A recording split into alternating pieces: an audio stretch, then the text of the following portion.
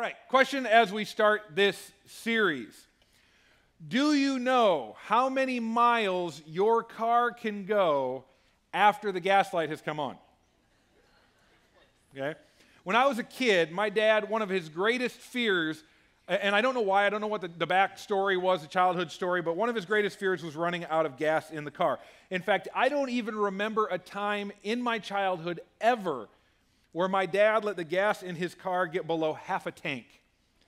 Ever, okay? Now, you would think I had learned from that. I would create some good habits.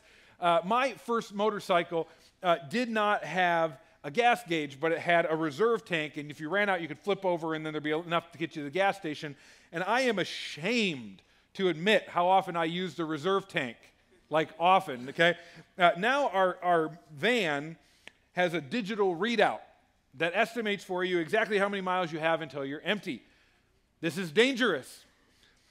I can tell you from personal experience that in our van, zero doesn't really mean zero. I mean, there's a little bit of flex there. So how many, as I talk about that, how many of you are having a heart attack thinking about running out of gas?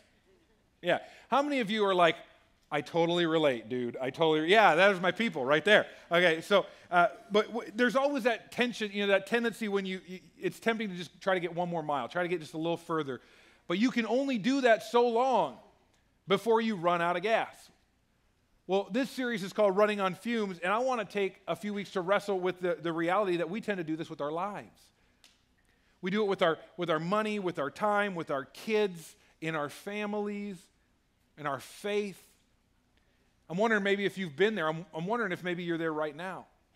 And so we're going to dive into a bunch of different topics as we move through, and you'll find one that's super relevant to you, I'm sure. But today we're going to talk about running on fumes in my marriage.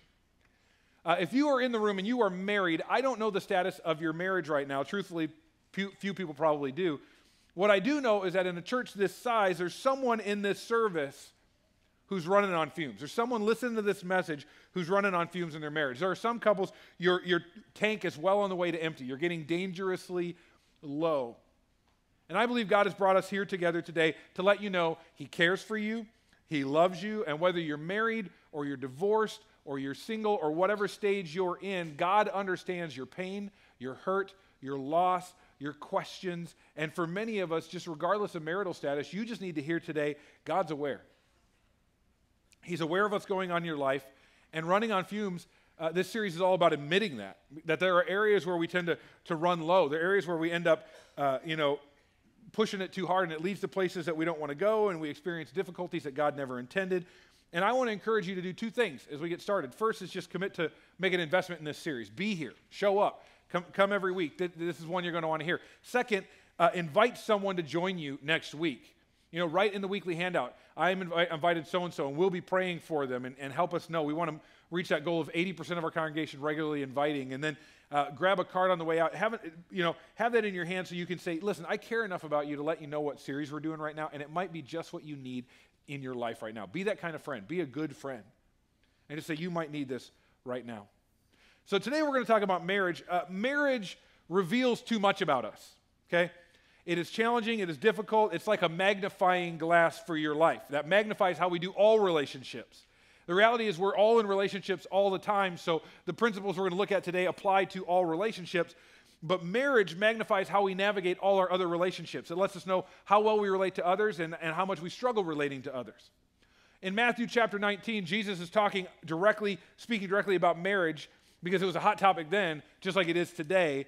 And so if you're here and you're single, don't check out because the same principle applies to all your relationships, okay? Now, usually, I would read this in the New Living Translation, which we use most of the time here, but the New Living Translation talks about eunuchs, which isn't a concept that we're necessarily really familiar with in 2018. So I want to look at this this passage in the Message paraphrase, just because it contextualizes it to today's language. So Matthew chapter 19, verse 11 and 12 in the Message says this. But Jesus said, not everyone is mature enough to live a married life. It requires a certain aptitude and grace. Marriage isn't for everyone. Some, from birth seemingly, never give marriage a thought. Others never get asked or accepted, and some decide not to get married for kingdom reasons. But if you're capable of growing into the largeness of marriage, do it. I love that picture of growing into the largest of marriage, but I want to key in on that first phrase. Not everyone is mature enough for marriage. And by the way, that includes some of you who are married. It includes me sometime, and I've been married a long time. It takes a level of maturity and selflessness to be able to live together with another human being. I mean, it just does. And if you're single right now, but you have aspirations for marriage, or you are engaged to be married, you better know right now it will test your maturity. Most people, when they get married, they don't actually know what they're getting into. Everything that we do to prepare couples for marriage, whether that be through the mentoring and premarital stuff we do, all the way up to the vows in the ceremony, all of it is to try to wake them up to what they are about to enter into. Because most people jump into marriage head first without ever giving a second thought to the commitment. And the result is their marriages don't live up to what was promised. They made vows with their lips that they're not living out with their lives. You know, they're better, not worse. They're richer, not poorer. They're to have, but not to hold. They're in health, but not so much in sickness. You know, we don't know what we agreed to. And so the result is a lot of marriages, instead of being full, have two people who are running on fumes. Proverbs 24, verse 3 says, a house is built by wisdom and becomes strong through good sense. What does that mean? Well, wisdom here could be translated skill in battle. Okay? So what this is saying to us, if you want a strong marriage, you have to fight for it.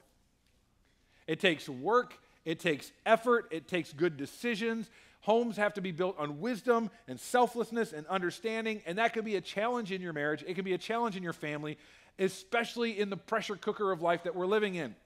You know, when you don't remember the last time that you slept all night or had a hot meal, your schedule's out of control, the baby is crying, you don't know how to make ends meet at the end of the month. Just all of those things are going on.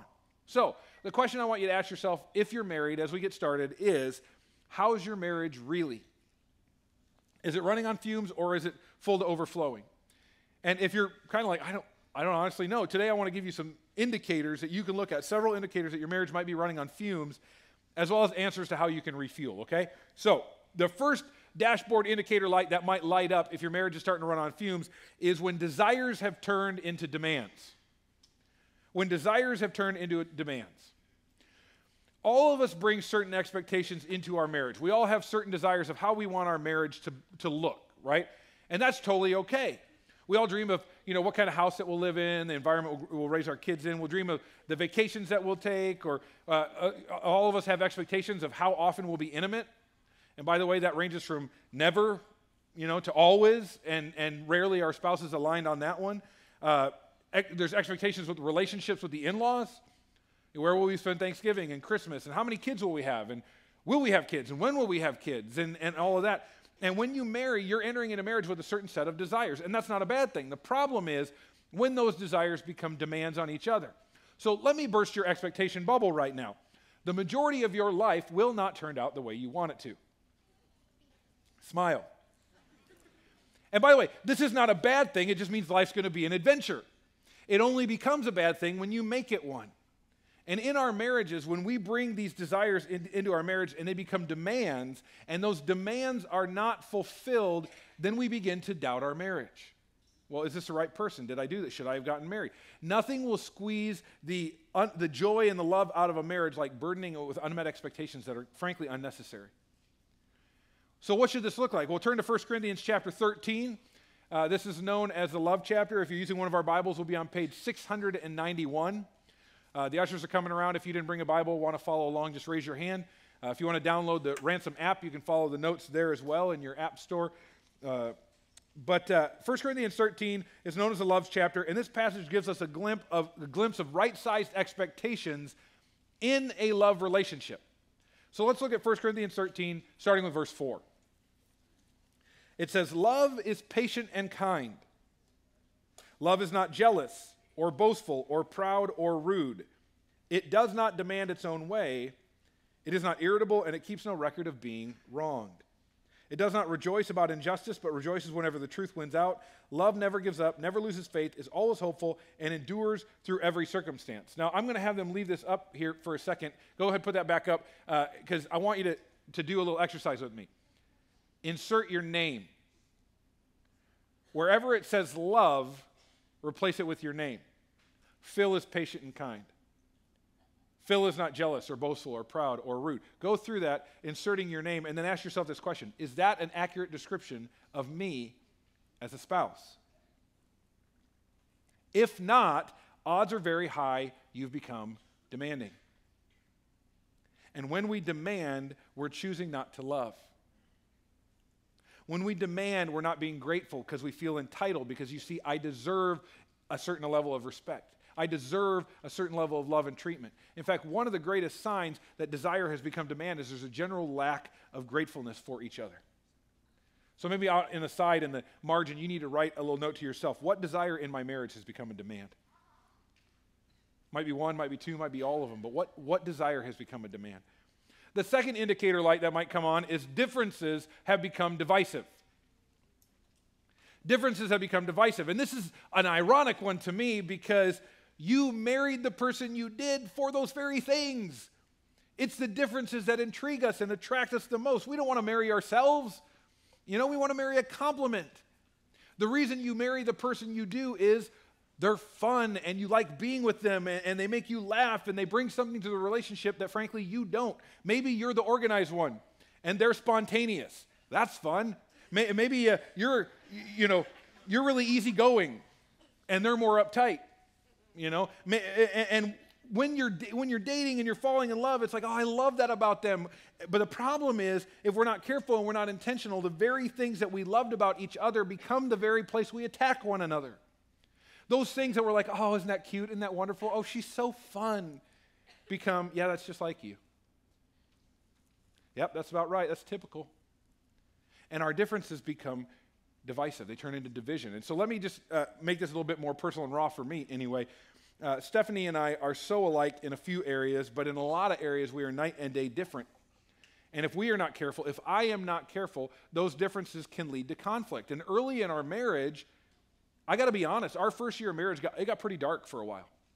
I remember, I shared with someone in between services, I remember a fight we had where with tears just streaming down my face, I looked at her and I said to her, please leave me. Please leave me. I wasn't going to leave her. I knew I shouldn't, but boy, if she would have just left me. And in that moment, I did not love her the way that I should have. And I see that a lot in a lot of marriages, as the selfishness of two people collides. And you don't know you're selfish. You never had to not be selfish, but the selfishness of two people collides, and you can just hear the arguments. Well, if you just do this thing and not that thing, if you would just listen, if you would just grow up, if you just step up, why don't you just shut up? And it just escalates and it escalates. And that was us in our first year of marriage. I remember, man, in college when we were dating, I remember thinking, I can't wait till Friday. I'm going to take her out. It's going to be amazing. And then we got to a point in our marriage, and I was like, I want to take her out. I mean, like, take her out.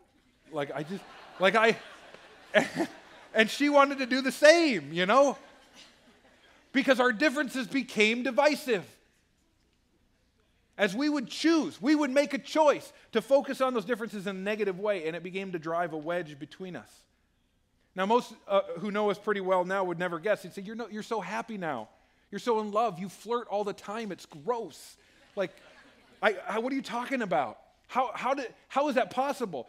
I'll tell you how I saved my marriage, and I'm going to do it. I'm going to resurrect a phrase from a previous marriage series that maybe you heard, but it really resonated with our congregation. I'm hoping it does again. The way that I saved my marriage is I give her the best bite of my burger.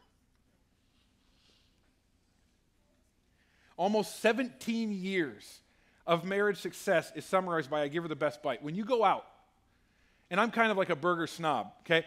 So when you go out, there's always that best bite of your meal. You order burgers, and it's the bite with the cheesy goodness and all that, you know what I'm talking about? And you get ice cream, there's the part where the guy did it too fast, so all the toppings are on one side, so it's a good part with the toppings. Or you go to Bagel Boy, you share a cinnamon bagel, you break the thing in half, there's a better half. We know, there's a better half. So here's how I save my marriage. I give my wife the better half. I do it joyfully. She does not ask. She does not have to. I don't point out that I'm doing it. I just have learned to give her the best bite. And here's my point, because it's not about food at all. Marriage is about giving your spouse your best. If we all did this, I wouldn't have to teach about it, but here we are. Part of the reason we're teaching on this issue, when we talked about where are people running on fumes, I don't remember the last time somebody on our staff that a week went by and somebody on our staff wasn't talking to somebody about how their marriage was falling apart. So this is a major breakdown in marriage. Relationships break down when I deceive myself and I say I love and I care about a person, but I keep the best for myself. I mean, you hear the phrase, she's my better half. How can she be my better half if I keep the better half? If I'm always keeping the best for myself? Way before we ever break our marriage vow in what would be considered major ways, we break it over and over and over in the small stuff by putting ourselves first. And almost always that comes down to our differences.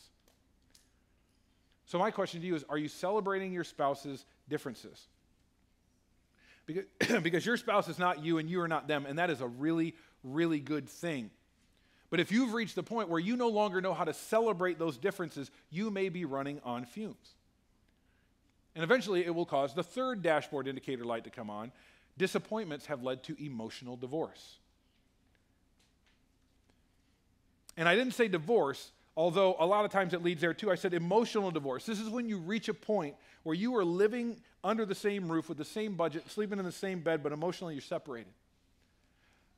You're not getting along, you don't care for each other, you're just kind of tolerating each other, you split up the duties with the kids and this and that, and you're great teammates, and you high-five on the way in and out of the door, but ultimately you're just going through the motions. You're surviving. Somewhere along the way, desires turned into demands, differences became divisive, and you're disappointed at what your marriage has become. Maybe it wasn't the marriage you dreamed of. Maybe someone was unfaithful. Maybe you have a spouse, you're like, they're just not who I thought they would be. They're not who I thought they were. Maybe life caught up with you. Maybe finances caught up with you. Maybe somebody's addicted to pornography. Whatever the reason, it led to a place of emotional detachment. And so when you got married, two literally became one flesh, and now one feels like two again. Everything in your life is screaming two and not one. And if you're at that point, you know it. And you know you're running on fumes. And it becomes really, really easy to take the final step and just give up once and for all in your marriage. Now, my prayer is that you're not at this point at all. My fear is that this is more relevant to far too many marriages than we want to admit. And so please hear me. If this is where you are, please, it is never too late for your marriage. There's never a time where your marriage is, now I'm not talking about abuse and things like that, but if you're just like at odds, there's never a point that's too far gone. There's never a point where it's not worth fighting for. And so the first question to ask yourself and your spouse is, where are we? Are we running on fumes, or is our tank full? And if you're running on fumes, then you need to ask the next question. How do we refuel our relationships? Because remember, I said earlier, this is not just a marriage thing. This is for sure magnified in marriage, but this could be honestly any relationship. This can happen with your friends, with your coworkers, with your neighbors, with your family, with your roommates. Eventually you will disappoint everyone. Okay? And eventually everyone will disappoint you. There will come a time we all disappoint one another. That's not a question. The question is, when the disappointment comes, how do you navigate it? Well, as you might imagine, Jesus gives us a great answer. Flip over to John 13:34, page 648. Jesus is talking to a group of people here, to friends and family disciples, and they're in a relationship with each other is the point. So you know that these issues all came up. Because when you are humans in relationship, these issues come up. Here's what Jesus said to do about it in verse 34, John 13:34. He said, so now I'm giving you a new commandment, love each other. But here's how. Just as I have loved you, you should love each other. What does that mean? Well, how should we love? Like Jesus. So we need to know what that looks like. It doesn't look like the love that your friends have for you, the love that your spouse has for you, the love that your parents have for you, the love you have for your parents. This is a whole next level. Of course, this statement foreshadows Jesus going to the cross and dying for our sins. So that's pretty legit right there. But the context of this statement is the upper room. Jesus is having a meal with the disciples. There's no servant present to wash their feet. They're all dusty from the roads and stuff, and it was very common, but there's nobody there, and everybody's too arrogant, too cocky to do it. I'm not doing it. I'm not washing feet. And Jesus, the Son of God, humbles himself, picks up the basin and the towel, and washes everybody's feet. If there's one person on earth that should never do that, it's him, but he's down there washing feet, and then he turns to them when he's done, and he says, do that. I've modeled for you how to love one another. Love as I have loved you. How? With a servant's heart. To death. With an attitude of humble service, putting others' interests above your own. Here's the problem. Humility. This takes humility. Love like this takes humility, and humility takes time.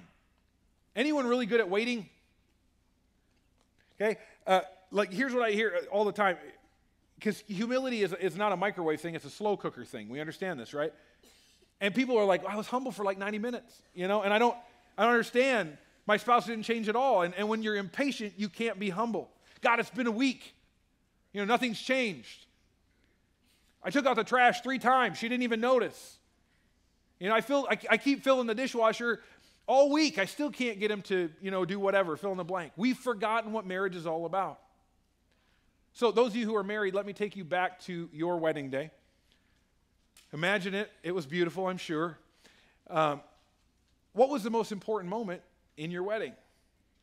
Some would say when the bride enters. Man, she's so beautiful. It's just amazing. Here comes the bride. You know, it's so magical. That was not it.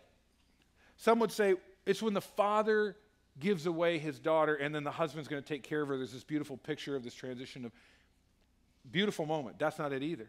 Some would say the rings. You know, as this ring has no end, neither shall my love for you. Nope, that's not it either. Some would say the kiss. You know, the Hebrew culture, when 2 people kiss, their souls touch. That's pretty amazing. That's beautiful. That's not it either. The most important moment in any wedding is the vow. The vow that you make. And I don't think we know what we're doing in that moment. Here's what a vow is by definition. A vow is a solemn or earnest pledge or promise, listen, binding a person to behave a certain way regardless. Binding a person to behave a certain way regardless. This is an amazing picture of loyalty and commitment when you choose to vow your life to another human being. And the key is that it's more than a promise. Promises can be broken. Covenants were meant to be unbreakable. And so the best way to prepare for your marriage or to help your current marriage is to remember the covenant you made. It probably was something like this. And listen to these words. I take you to be my spouse, to have and to hold from this day forward, for better, for worse, for richer, for poorer, in sickness and in health, forsaking all others, I will love and cherish you till death do us part. According to God's holy law, I pledge you my faith and love. Listen, marriage is a covenant, not a contract. Well, aren't they the same thing? No, there's a huge difference. Marriage is a covenant and not a contract. What's the difference? In a contract, I limit my responsibility and I protect my rights. Think prenuptial agreement. When you sign a contract for a new home, you're supposed to read it first to protect yourself, right? In a covenant, I accept responsibility. Covenants accept responsibility and they give up rights. And the difference between those is staggering. Jesus is calling us to covenant. And by the way, he's not calling us to covenant with our spouse. He's calling us to make a covenant with him about our spouse. So when our spouse goes up and down and there's all kinds of, the covenant isn't with them. It's with God about them. God, I swear to you that I will cherish this human being till the day that I die. Understand what you did when you got married. God, I will love this person like Jesus loved me. I will give up my rights. I will serve. So what does that actually look like? Well, let me give you some quick strategies to combat these 3 areas. These are just some quick take-homes. One of them is surrender your expectations. I'm not saying ignore them. I'm not saying deny them. I'm not saying deny you have them. You have to admit you have certain desires. But it's saying, you know what, I'm going to take the attitude of Jesus Christ in this. I'm going to humble myself. I'm going to become a servant to my spouse. Regardless. If we're going to fuel our relationships, it starts with surrendering our expectations to God. And the quickest way to refuel any relationship is to serve. The fastest way to move in someone's life is to put their interests above my own. So God, I have expectations for this marriage. I have things I'd like to see, but I give them to you, and I'm just going to serve. Another one is honor your differences. It's human to fixate on things and to want to fix things. The problem is when we take that natural tendency to fix things and to turn them on fixing our spouse when they're not broken. And so we start telling them things like, let me show you the right way or the better way to do that, which just happens to be my way of doing it, of course. And so what we forget is we end up trying to control them, and nobody wants to be controlled. And so when you enter marriage, you leave your parents and you partner with your spouse. You enter into a partnership with your spouse. That breaks down when you don't honor differences and instead you try to control your spouse, because then you leave behind the partner role and you take on the parent role. And when you're trying to parent your spouse, you will lose them. If they don't divorce you, you will lose them emotionally, mentally, spiritually. Paul tells us in Romans chapter 12, verse 3, because of the privilege and authority God has given me, I give you this warning. Don't think you are better than you really are. Be honest in your evaluation of yourselves, measuring yourselves by the faith God has given us. Just as our bodies have many parts, and each part has a special function, so it is with Christ's body. We are many parts of one body, and we all belong to each other. Here's what the point is. Your spouse is not you. Honor that. Honor those differences. Celebrate them. And then, third, practice forgiveness. Practice forgiveness. Why? Because we're going to disappoint. We're going to let each other down. You're going to need to offer forgiveness, and you are going to need to be forgiving.